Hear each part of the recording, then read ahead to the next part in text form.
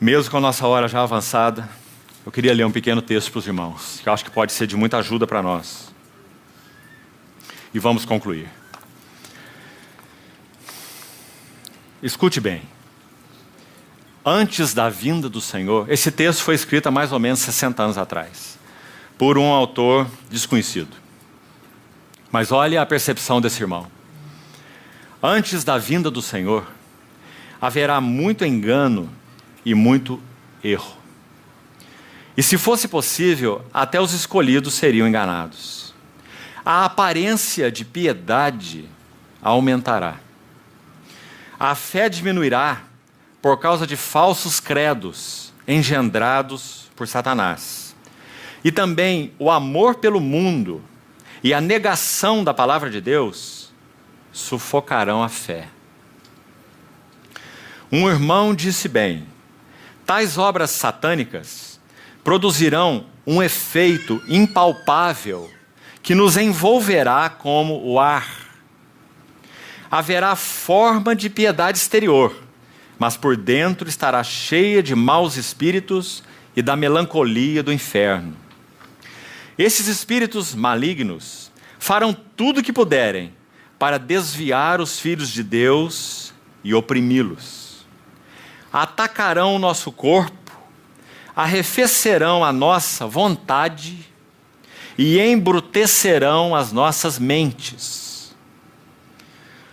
Toda espécie de sensações e provações estranhas nos sobrevirão, fazendo com que percamos o desejo de buscar a Deus e a força para fazê-lo, cansando o nosso espírito e embotando a nossa mente, e ao mesmo tempo fazendo-nos estranhamente amar os prazeres e costumes do mundo e também cobiçar as coisas proibidas por Deus.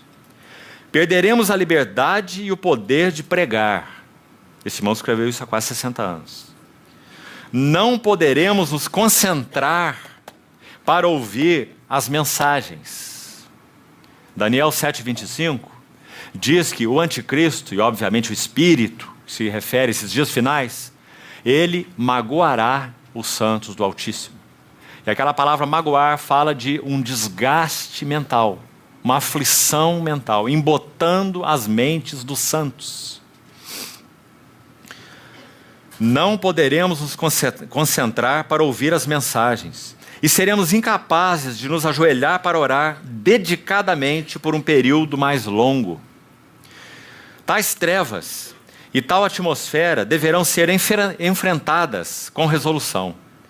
Acharemos que é difícil servir a Deus e andar com Deus, e muito fácil viver de acordo com a carne. A atmosfera à nossa volta nos forçará a atrair a Deus e a desistir das nossas sinceras orações. A nossa sensibilidade espiritual será embotada, para que não vejamos as realidades celestiais ou a gloriosa presença de Deus. Então isso fará o nosso coração trocar o que é de Deus pelo que é do mundo. Já estamos sentindo o começo dessas influências. E lembre-se, isso foi escrito há 60 anos. Já estamos sentindo o começo dessas influências. A concupiscência do mundo tece uma extensa rede à volta dos cristãos, de muitas maneiras. Muitas coisas que em gerações passadas eram inimagináveis estão sendo hoje praticadas sem restrição. Muitos lugares de adoração, escute essa advertência, muitos lugares de adoração não só resistem à entrada de coisas espirituais, bloqueando reavivamentos, como também introduzem toda espécie de festejos e de coisas duvidosas. Oh, irmão, quão atual é isso? Naturalmente reconhecemos que ainda há muitos lugares abençoados por Deus, mas, examinando a situação da igreja no mundo como um todo, não deixa de ser um quadro digno de pena. Tendo visto essas coisas, não podemos deixar de clamar à igreja de Deus que se levante, que desperte, que retorne à comunhão com Deus e que agrade ao Senhor no tempo que ainda nos resta. Estejamos preparados para comparecer diante do tribunal de Cristo e apresentar ali o nosso caso. Agora, em função desse texto, escute esse outro pequenino. Diante desse quadro, fomos chamados para orar, para que o Senhor dê visão aos vasos do seu ministério nesses dias. Visão espiritual. Uma visão por meio da qual Ele trará o seu povo para dentro de uma renovada revelação de si mesmo. E então, Ele irá unir o seu povo, não como uma organização, nem como uma multidão de pessoas que aceitam uma certa interpretação particular da verdade, mas irá unir o seu povo por laços espirituais, porque eles quiseram ver o Senhor de uma forma nova. Não é uma linda frase, irmão? Eles quiseram ver o Senhor de uma forma nova. Então o Senhor irá uni-los por laços verdadeiramente espirituais. Ah, que bom! Podemos agradecer ao Senhor porque temos visto essas coisas acontecerem nos nossos dias. Por tantos lugares na nossa nação, podemos dizer de norte a sul, Deus me tem dado o privilégio de ver com os meus olhos. Louvado seja o Senhor.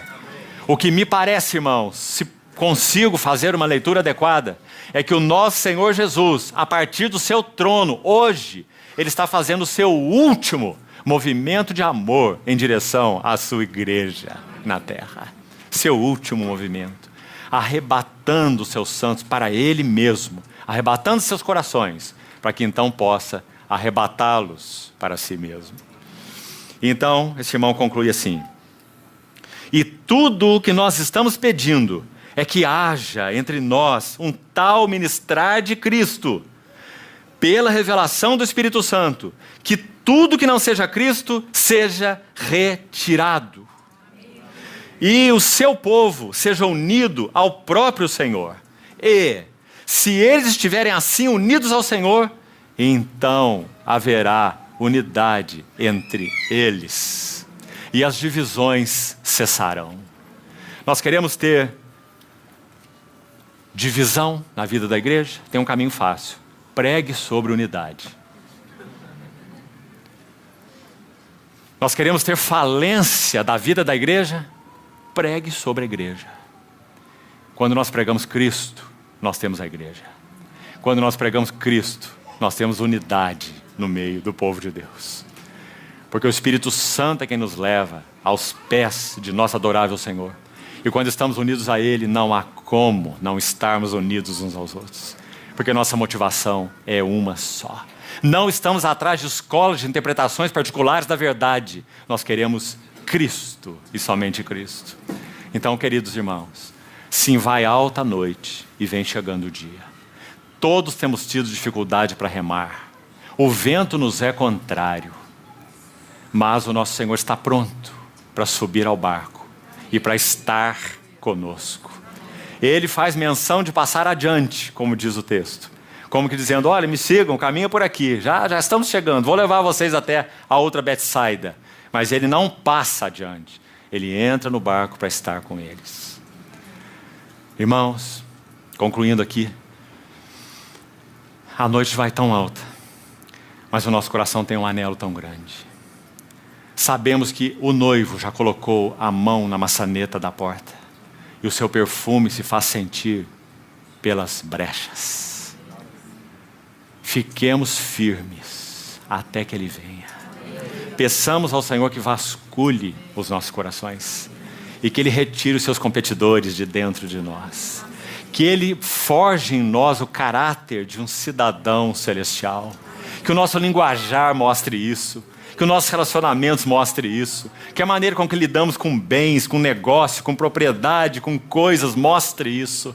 que a nossa pátria está nos céus.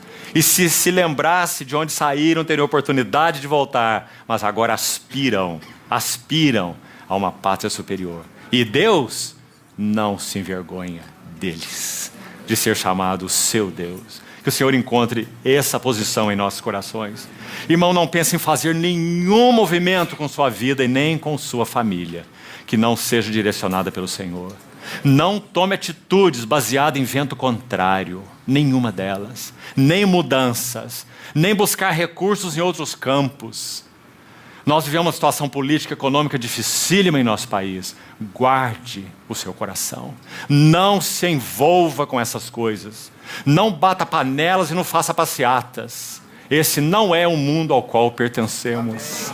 Nós somos cidadãos dos céus e a nossa pátria está nos céus. Nós não fazemos movimentos como Elimeleque fez, como abre o livro de Ruth. Porque houve fome na terra, ele se mudou para a terra de Moabe. A fome é um teste para que nós vejamos onde está o nosso coração. Que o Senhor nos guarde e continue a nos encorajar. Pouco tempo nos resta antes que o Senhor consume o seu propósito de amor e rasgue os céus. E então, face a face, nós estaremos com Ele. Vamos orar. Senhor amado, guarda os nossos corações. Guarda os nossos corações. Mostra a Tua face para nós de maneira renovada cada dia, Senhor. Ah, Senhor, queremos Te amar, sim, com todo o nosso coração. Nós sabemos que essa noite vai tão alta, mas também vem raiando o dia. Guarda-nos, Senhor, para Ti. Queremos ser uma noiva que Te atraia. Queremos que o Senhor, olhando para a Tua igreja nessa terra, mesmo que um remanescente nos tempos e nos dias do fim, o Senhor seja atraído por ela de tal forma que o Senhor se levante de seu trono e venha nos arrebatar para si. Bendito é Teu nome, Senhor da glória. Abre nossos olhos para Te vermos. Espanta as ilusões de nossos corações. Retira Teus concorrentes e converge todo o nosso coração para Ti. Nós Te pedimos, em Teu precioso nome. Amém, Senhor.